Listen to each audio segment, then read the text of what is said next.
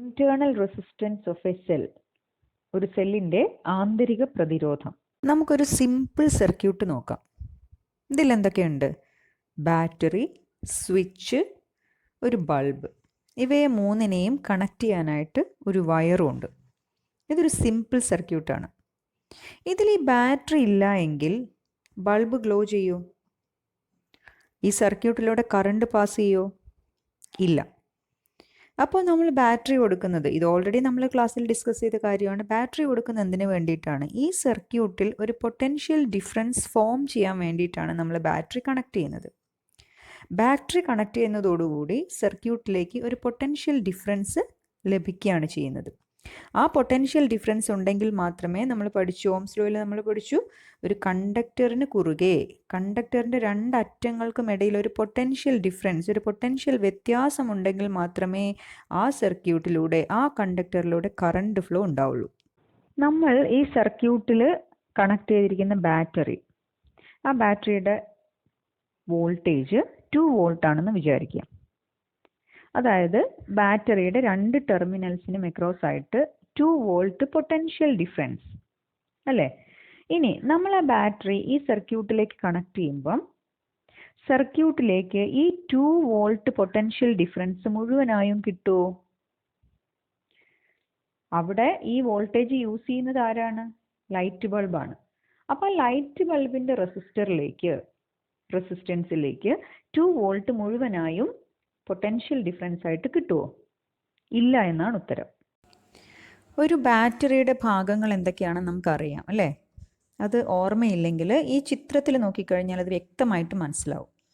എന്തൊക്കെയാണ് ഒരു ബാറ്ററിയുടെ ഭാഗങ്ങൾ? ഒരു പോസിറ്റീവ് ഇലക്ട്രോഡ് ഉണ്ട്, ഒരു നെഗറ്റീവ് ഇലക്ട്രോഡ് ഉണ്ട്, പിന്നെന്താണ്? ആ ഇലക്ട്രോഡുകൾ ഇരിക്കുന്ന ഒരു ഇലക്ട്രോലൈറ്റും ഉണ്ട്. അപ്പോൾ നമുക്ക് ഈ പുറത്തെ സർക്യൂട്ടിൽ ഇലക്ട്രോൺ ഫ്ലോ ചെയ്യുന്നത് അല്ലേ, ഫ്രീ ഇലക്ട്രോണുകളുടെ ചലനം ആരോ മാർക്കിട്ട് കാണിച്ചിട്ടുണ്ട്. നെഗറ്റീവ് ടെർമിനലിൽ നിന്നും പോസിറ്റീവ് ടെർമിനലിലേക്ക്.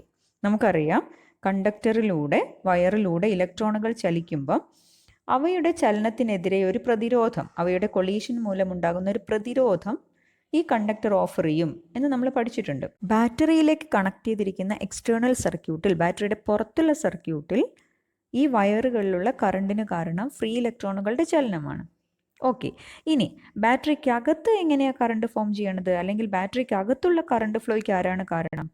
ഇലക്ട്രോലൈറ്റിലുള്ള അയോണുകളാണ്. ഇലക്ട്രോലൈറ്റിലുള്ള അയോണുകളുടെ ചലനം മൂലമാണ് ബാറ്ററിക്കുള്ളിലുള്ള കറണ്ട് ഫോമേഷൻ നടക്കുന്നത്. അങ്ങനെയാണെങ്കിൽ ഈ അയോണുകളും മൂവ് ചെയ്യുന്നതിനിടയ്ക്ക് പരസ്പരം കൊളൈഡ് ചെയ്യും അല്ലേ? കണ്ടക്ടറിൽ മെറ്റലിൽ പ്രതിരോധം ഉണ്ടാകുന്നത് പോലെ, റെസിസ്റ്റൻസ് ഫോം ചെയ്യുന്നത് പോലെ ഇലക്ട്രോലൈറ്റിലും ഒരു റെസിസ്റ്റൻസ് ഫോം ചെയ്യും. അഥവാ ഇലക്ട്രോലൈറ്റിലൂടെ മൂവ് ചെയ്യാനും ഈ അയോണുകൾക്ക് ഒരു പ്രതിരോധം നേരിടേണ്ടി വരും, ഒരു റെസിസ്റ്റൻസ് നേരിടേണ്ടി വരും. അത് ബാറ്ററിക്കുള്ളിലെ റെസിസ്റ്റൻസ് ആണ്. അതിന് നമ്മൾ എന്ത് പറയും? Internal resistance of A cell എന്ന് പറയും. ബാറ്ററിയുടെ ആന്തരിക പ്രതിരോധം, ഇന്റേണൽ റെസിസ്റ്റൻസ് അഥവാ ആന്തരിക പ്രതിരോധം.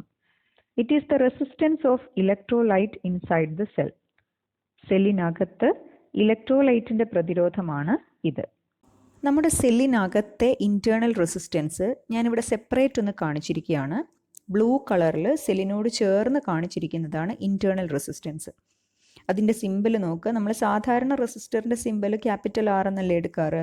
ഇന്റേണൽ റെസിസ്റ്റൻസ് ഒന്ന് വ്യത്യസ്തമായിട്ട് മനസ്സിലാക്കാൻ വേണ്ടിയിട്ട് നമ്മൾ സ്മോൾ ആർ ആണ് അവിടെ കൊടുത്തിരിക്കുന്നത്. ഇനി ഈ ഒരു സർക്യൂട്ട് വളരെ ശ്രദ്ധിച്ച് നോക്കിക്കഴിഞ്ഞാൽ നിങ്ങൾക്ക് മനസ്സിലാകും, ഈ ഇന്റേണൽ റെസിസ്റ്റൻസും സെല്ലിന് പുറത്തുള്ള എക്സ്റ്റേണൽ സർക്യൂട്ടിലെ റെസിസ്റ്റൻസും റെഡ് കളറിൽ കാണിച്ചിരിക്കുന്നു. അത് രണ്ടും ഒരു പാത്തിലാണ് കണക്ഷൻ വരുന്നത്. അഥവാ ആ രണ്ട് റെസിസ്റ്റേഴ്സും സീരീസ് കോമ്പിനേഷനിലാണ് വരുന്നത്. സ്വാഭാവികമായും സീരീസ് കോമ്പിനേഷനിൽ നമ്മൾ എന്താ പഠിച്ചേ? നമ്മൾ കൊടുക്കുന്ന ആകെ വോൾട്ടേജ് അല്ലേ, സീരീസ് കോമ്പിനേഷനിൽ കറണ്ട് തുല്യമായിരിക്കും, കറണ്ട് സെയിം ആയിരിക്കും, പക്ഷെ വോൾട്ടേജ് ഡിവൈഡ് ചെയ്തു പോകുന്നല്ലേ പഠിച്ചത്. അപ്പോൾ നമ്മൾ കൊടുക്കുന്ന ആകെ വോൾട്ടേജ് ഈ എക്സ്റ്റേണൽ റെസിസ്റ്റൻസിലും ഇന്റേണൽ റെസിസ്റ്റൻസിലുമായിട്ട് ഡിവൈഡ് ചെയ്ത് പോകൂലേ? അപ്പോൾ 2 വോൾട്ടിൻ്റെ ബാറ്ററി വോൾട്ടേജ് എക്സ്റ്റേണൽ സർക്യൂട്ടിൽ കിട്ടുമ്പം 2 വോൾട്ട് മുഴുവൻ കിട്ടില്ല. 1.9 വോൾട്ടോ 1.92 വോൾട്ടോ ആ ഒരു റേഞ്ചിലാണ് നമുക്ക് എക്സ്റ്റേണൽ സർക്യൂട്ടിലേക്ക്, സെല്ലിൻ്റെ പുറത്തെ സർക്യൂട്ടിലേക്ക് ലഭിക്കുക. അതിൻ്റെ ബാക്കി വരുന്ന ചെറിയ വോൾട്ടേജ്, ചെറിയ പൊട്ടൻഷ്യൽ ഡിഫറൻസ് എവിടെയാണ് വരിക? സെല്ലിൻ്റെ ഇൻറ്റേർണൽ റെസിസ്റ്റൻസിലാണ് വരിക. നമ്മൾ എടുത്തിരിക്കുന്ന ബാറ്ററി എത്രയായിരുന്നു? 2 വോൾട്ട് ബാറ്ററി. 2 വോൾട്ട് ബാറ്ററിയിൽ നിന്നും എക്സ്റ്റേണൽ സർക്യൂട്ടിലെ റെസിസ്റ്റൻസ് റെഡ് കളറിൽ നിങ്ങൾക്ക് കാണാമല്ലോ. എക്സ്റ്റേണൽ സർക്യൂട്ടിലേക്ക് ലഭിക്കുന്ന വോൾട്ടേജ്. ഓക്കെ, അതിന് നമ്മൾ എന്താ പറയുക? ഞാനിവിടെ കാണിക്കാം.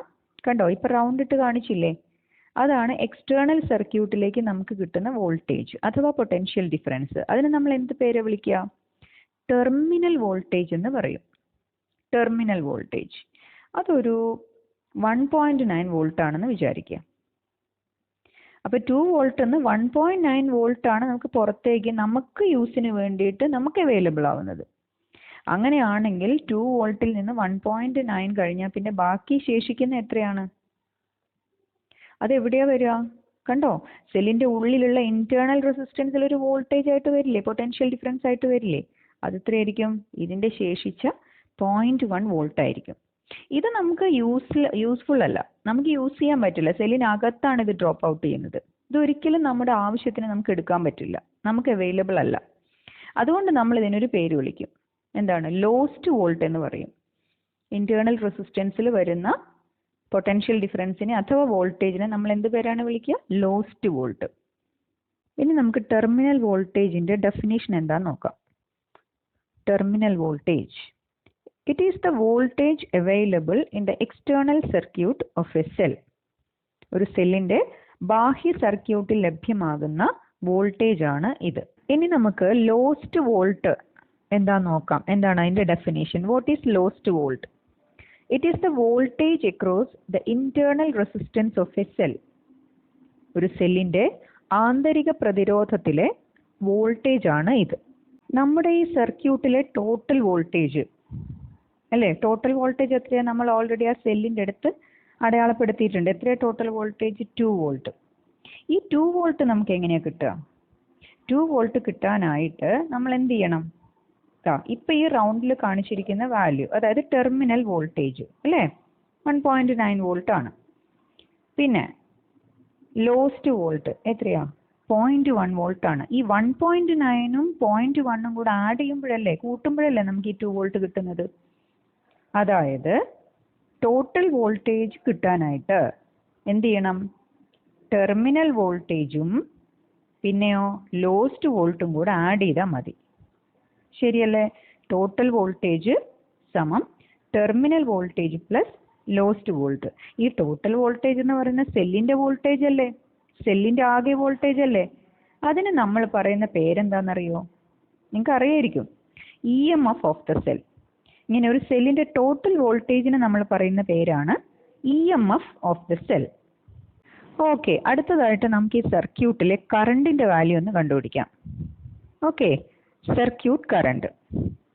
സർക്യൂട്ട് കറണ്ട് എങ്ങനെയാ കാണാം? എന്താ equation? Equal to total voltage by total resistance. എവിടുന്നാ എനിക്ക് ഈ ഇക്വേഷൻ കിട്ടിയത്? എവിടുന്നാ കിട്ടിയെന്ന് അറിയാവോ? ഓംസ് ലോ ഉണ്ടാക്കിയ ഇക്വേഷൻ ആണ്. ശ്രദ്ധിച്ചോളൂ, സൈഡിൽ എഴുതാം. ഓംസ് ലോ എന്തായിരുന്നു? V ഈക്വൽ ടു അല്ലേ, പൊട്ടൻഷ്യൽ ഡിഫറൻസ് അല്ലെങ്കിൽ voltage equal to resistance into current, R into I. ഇനി നമുക്ക് ആ I അവിടെ ഇരിക്കട്ടെ കേട്ടോ, ഞാൻ റൗണ്ട് ചെയ്ത് വെച്ചിട്ടുണ്ട്, അത് അവിടെ തന്നെ ഇരിക്കട്ടെ. അതിൻ്റെ കൂടെയുള്ള R ശരിയല്ല, ന്യൂമറേറ്ററിലാണ്, അംശം ഗുണനത്തിലാണ്. R-നെ ഞാൻ LHSലേക്ക് മാറ്റുവാണ്. അവിടെ ന്യൂമറേറ്റർ ഇപ്പുറത്തേക്ക് എടുക്കുമ്പോൾ എന്താവും? ഡിനോമിനേറ്റർ അല്ലേ, അംശം ഗുണനത്തിലാണ് ഇപ്പം. അതിന് LHSലേക്ക് മാറ്റുമ്പോൾ എന്താവും? ഛേദം ഹരണം. അപ്പൊ നമുക്ക് എങ്ങനെ എഴുതാം? I ഈക്വൽ ടു വിയുടെ ഛേദത്തിലേക്ക് വരില്ലേ, വിയുടെ ഡിനോമിനേറ്ററിലേക്ക് വരില്ലേ, V/R. കണ്ടോ, അതൊന്ന് വേർഡ്സിൽ നിങ്ങളൊന്ന് പറഞ്ഞു നോക്കൂ. കറണ്ട് സമം വോൾട്ടേജ് ബൈ റെസിസ്റ്റൻസ്. അപ്പൊ നമ്മുടെ സർക്യൂട്ടിൽ ഒന്നിലധികം വോൾട്ടേജ് ഉണ്ടെങ്കിൽ, ഒന്നിലധികം റെസിസ്റ്റേഴ്സ് ഉണ്ടെങ്കിൽ നമ്മൾ എന്ത് പറയും? സർക്യൂട്ട് കറണ്ട് എങ്ങനെ കണ്ടുപിടിക്കും? Total voltage by total resistance. നമ്മുടെ ടോട്ടൽ വോൾട്ടേജ് എത്രയാണ്? സെല്ലിന്റെ EMF അല്ലേ, E എന്ന് കൊടുക്കാം അല്ലേ, EMFന്റെ simple E, divided by total resistance. ഈ സർക്യൂട്ടിലെ ടോട്ടൽ റെസിസ്റ്റൻസ് എത്രയാ വരിക? ഈ രണ്ട് റെസിസ്റ്റേഴ്സ് അല്ലേ ഉള്ളത്, എക്സ്റ്റേണൽ റെസിസ്റ്റൻസ് ക്യാപിറ്റൽ ആറും ഇന്റേണൽ റെസിസ്റ്റൻസ് ബ്ലൂവിൽ കാണിച്ചിരിക്കുന്ന സ്മോൾ ആറും. ഓൾറെഡി നമ്മൾ പറഞ്ഞു ആ രണ്ട് റെസിസ്റ്റേഴ്സും സീരീസ് ആയിട്ടാണ് കമ്പൈൻ ചെയ്ത് വന്നിരിക്കുന്നത് അല്ലേ? അപ്പോൾ ടോട്ടൽ റെസിസ്റ്റൻസ് എങ്ങനെയാ കാണുക? സീരീസ് കോമ്പിനേഷനിലെ ടോട്ടൽ വാല്യൂ കാണാനുള്ള ഇക്വേഷൻ എന്താ? നമ്മൾ പഠിച്ച എന്താ? R1 + R2 അങ്ങനെ ആഡ് ചെയ്യല്ലേ ചെയ്യുക. അപ്പോൾ ക്യാപിറ്റൽ ആറും സ്മോൾ ആറും കൂടെ ആഡ് ചെയ്ത് കഴിഞ്ഞാൽ ടോട്ടൽ റെസിസ്റ്റൻസ് ആയി R + R. ഈ വാല്യൂ നമുക്കൊന്ന് സൈഡിൽ എഴുതി വെക്കാം. സർക്യൂട്ട് കറണ്ടിന്റെ equation I = EMF / total resistance R + R. നമുക്ക് ടെർമിനൽ വോൾട്ടേജിന് ഒരു ഇക്വേഷൻ കണ്ടുപിടിക്കണ്ടേ? ഏതായിരുന്നു നമ്മുടെ ടെർമിനൽ വോൾട്ടേജ്? ഇതാണ് അല്ലേ, എക്സ്റ്റേണൽ സർക്യൂട്ടിലേക്ക് അവൈലബിൾ ആവുന്ന വോൾട്ടേജ്. വോൾട്ടേജിന്റെ ഇക്വേഷൻ കണ്ടുപിടിക്കാൻ എളുപ്പമല്ലേ? ഈ ഓംസ് ലോ ഉപയോഗിച്ചാൽ മതിയല്ലോ. അങ്ങനെയാണെങ്കിൽ ടെർമിനൽ വോൾട്ടേജിന്റെ ഇക്വേഷൻ എന്ത് വരും? എന്താ വരിക? R × I. ശരിയല്ലേ? R എന്ന് വെച്ച് കഴിഞ്ഞാൽ എക്സ്റ്റേണൽ സർക്യൂട്ടിലെ റെസിസ്റ്റർ, I എന്ന് വെച്ച് കഴിഞ്ഞാൽ ആ റെസിസ്റ്ററിലൂടെ പാസ് ചെയ്യുന്ന കറണ്ട്, ഈക്വൽ ടു R × ഐയുടെ വാല്യൂ നമ്മൾ വലതുവശത്ത് കോളത്തിനകത്ത് എഴുതി വെച്ചിട്ടുണ്ടല്ലോ. എന്താണ്? E/R + R. അത് കൊടുത്താൽ പോരെ? E/R + R. ഇപ്പോൾ ടെർമിനൽ വോൾട്ടേജിന്റെ ഇക്വേഷൻ നോക്കൂ. എന്താണ്? RE/R + R. ഇതേ രീതിയിൽ നമുക്ക് ലോസ്റ്റ് വോൾട്ടിന്റെ ഇക്വേഷൻ എഴുതി നോക്കിക്കൂടെ? ഏതായിരുന്നു നമ്മുടെ ലോസ്റ്റ് വോൾട്ട്? ഇതല്ലേ, സെല്ലിനകത്തെ ഡ്രോപ്പ് ഔട്ട് വോൾട്ടേജ്. സോ ഈ ഇക്വേഷൻ എഴുതാനും നമുക്ക് ഓംസ് ലോ യൂസ് ചെയ്യാം. V = resistance into current. ഇപ്പോൾ ലോസ്റ്റ് വോൾട്ടിന്റെ ഇക്വേഷൻ എന്ത് വരും? റെസിസ്റ്റൻസ് ഇൻറ്റു കറണ്ട് അല്ലേ? അപ്പോൾ ഏത് റെസിസ്റ്റൻസാണ് നമ്മൾ എടുക്കണ്ടേ? സെല്ലിനകത്തെ റെസിസ്റ്റൻസ് അല്ലേ? അത് സ്മോൾ r ആണ്. കറണ്ട് എല്ലാത്തിലൂടെയും പാസ് ചെയ്യുന്ന ഒരേ കറണ്ട് ആണ് അല്ലേ, സീരീസ് സർക്യൂട്ട് ആയതുകൊണ്ട്. I equal to small r × ഐയുടെ വാല്യൂ നമ്മൾ ഓൾറെഡി എഴുതി വെച്ച വാല്യൂ തന്നെയല്ലേ, E/R + R. E/R + R. കണ്ടോ, ലോസ്റ്റ് വോൾട്ടിന്റെ ഇക്വേഷൻ എന്ത് വന്നു? RE/R + R. പക്ഷേ സ്മോൾ r ആണെന്ന് മാത്രം. അടുത്തതായിട്ട് നമുക്ക് EMF എന്താന്ന് നോക്കാം. EMFന്റെ ഫുൾ ഫോം എന്താണ്? Electromotive force. എന്താണ് definition? EMF of a cell is the total voltage of the cell when it is in open circuit. നമ്മൾ പറഞ്ഞു EMF എന്ന് പറഞ്ഞാൽ സെല്ലിന്റെ ടോട്ടൽ വോൾട്ടേജ് ആണ്.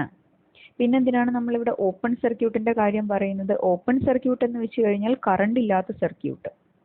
കറണ്ട് ഉള്ള സർക്യൂട്ടിലാവുമ്പം നമ്മുടെ EMF എന്തായി പോവാണ്? രണ്ടായി ഡിവൈഡ് ചെയ്ത് പോവല്ലേ അല്ലേ? EMF ടോട്ടൽ നമുക്ക് കിട്ടില്ല, അത് രണ്ടായിട്ട് ഡിവൈഡ് ചെയ്ത് പോവും. എങ്ങനെയൊക്കെ? ടെർമിനൽ വോൾട്ടേജ് ആയിട്ടും ലോസ്റ്റ് വോൾട്ട് ആയിട്ടും. ഓപ്പൺ സർക്യൂട്ടിലാണെങ്കിൽ മാത്രമാണ് EMF ആയിട്ട് നിൽക്കുക. ഓപ്പൺ സർക്യൂട്ടിൽ പക്ഷെ എന്തില്ല? കറണ്ട് ഇല്ല. EMFന്റെ കുറച്ചും കൂടെ സയന്റിഫിക് ആയിട്ടുള്ള ഒരു ഡെഫിനിഷൻ നോക്കാം. EMF of a cell is the work done by the cell to move an electron in a closed circuit. ഒരു ക്ലോസ്ഡ് സർക്യൂട്ടിൽ ഒരു ഇലക്ട്രോണിനെ ചലിപ്പിക്കാനായിട്ട് സെല്ല് ചെയ്യുന്ന വർക്കാണ് അതിൻ്റെ EMF എന്ന് പറയുന്നത്. നമുക്കിതിൻ്റെ മലയാളം വേർഷൻ ഒന്ന് നോക്കാം. ഒരു ഓപ്പൺ സർക്യൂട്ടിലുള്ള സെല്ലിൻ്റെ ആകെ വോൾട്ടേജ് ആണ് ആ സെല്ലിൻ്റെ EMF. ഒരു ക്ലോസ്ഡ് സർക്യൂട്ടിലൂടെ ഒരു ഇലക്ട്രോണിനെ ചലിപ്പിക്കാനായി സെല്ല് ചെയ്യുന്ന പ്രവൃത്തിയാണ് ആ സെല്ലിൻ്റെ EMF.